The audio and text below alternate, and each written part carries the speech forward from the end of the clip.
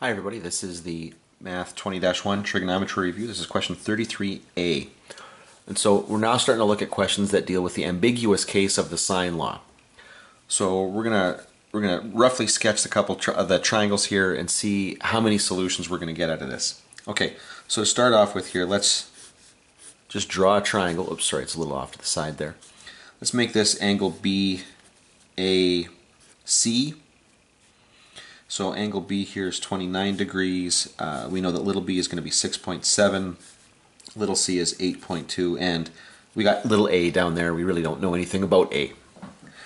So now what we're going to do here is we're going to find angle C. Okay? And sorry, we're supposed to determine the missing measures. We're supposed to find kind of everything else that's missing here. So to start off with, though, we're going to find C here.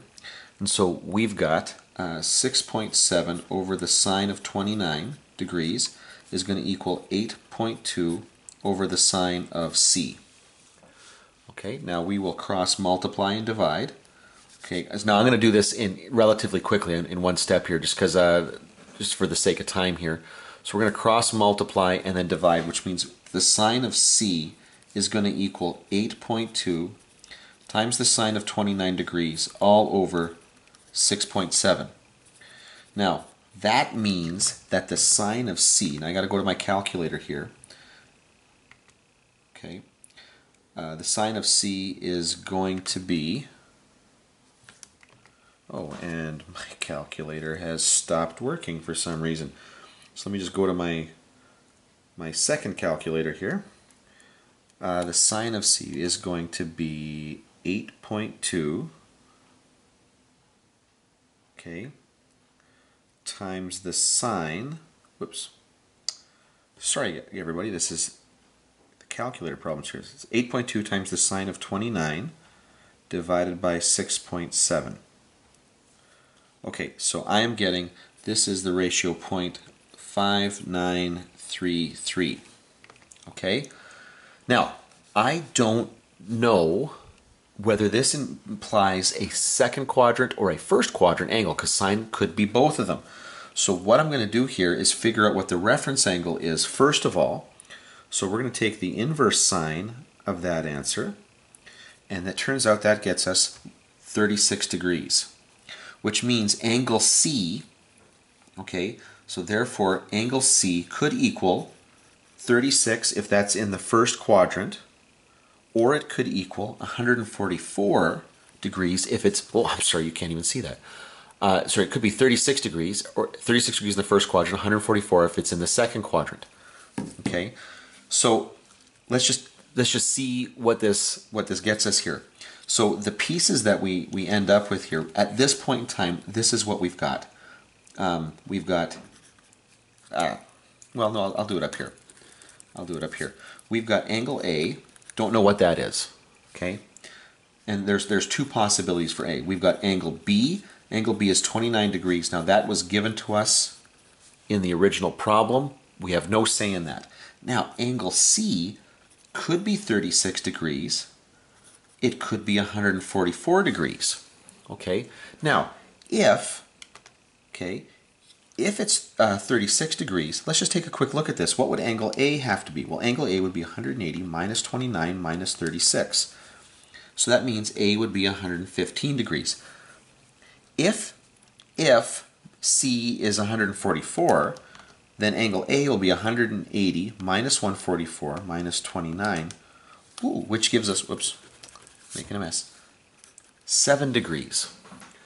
Okay, now that means there are two possibilities here, because both of those final angles here to finish the triangle, those are both acceptable. Now that 7 is quite small, but it's still okay. What that means is A is quite large, so the other triangle that you're looking at is going to be something like this, okay, where that angle A is really quite large. It's obtuse. So here's your B, A, C. And now we got to do is find the sides here. So we have got A, B, C, and here's A, B, C to find the little sides here. We know, okay, because it's given to us in the problem, that regardless of what the angles are, we know that C is 8.2, 8.2, B is 6.7, 6.7. What we don't know is what A is. And so what we got to do here is essentially use the sine law to help figure that out here. Now I am totally running out of space here, so I'm going to move up top here. Sorry about that. So the pieces that I have here, I already know B. I know B is 6.7 over the sine of 29. And that is going to be equal to A over, let's assume that we're talking about this first triangle. Well, that's 115. So sine of 115 degrees. Now, that means when I cross multiply and divide here, okay, now I'm going to have to do this real quick here. Okay, so A is going to equal, when I evaluate this, I'm just going to multiply across by that sine of 115, so it'll be 6.7 times the sine of 115 degrees, and that'll be divided by the sine of 29. And, sorry, calculator doing weird things again, and in this case we get 12.5. Now, take a look at that. That actually makes perfect sense that the largest side here would be opposite the largest angle. Now we go back up here, and we're going to do the exact same thing, except we're going to do it with 7 degrees for A. So this will be 6.7 over the sine of 29. That's little b over the sine of B is equal to A over the sine of 115 degrees. And again, I'm just going to use the calculator right now to do that. So it'll be 6.7 times the sine of 115 degrees divided by the sine, of 29. And once again, I'm getting, oh, I'm sorry. I can't believe I did that. That is just weirdness. Sorry about that. That's supposed to be the sine of 7. Sorry, I'm doing the other one here, the sine of 7. So let me go back up and edit that.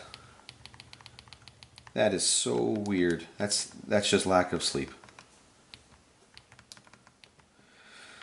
Okay, so obviously the calculator can't handle me doing that, which is really frustrating actually. Divided by the sine of 29. Okay, and this equals 1.7.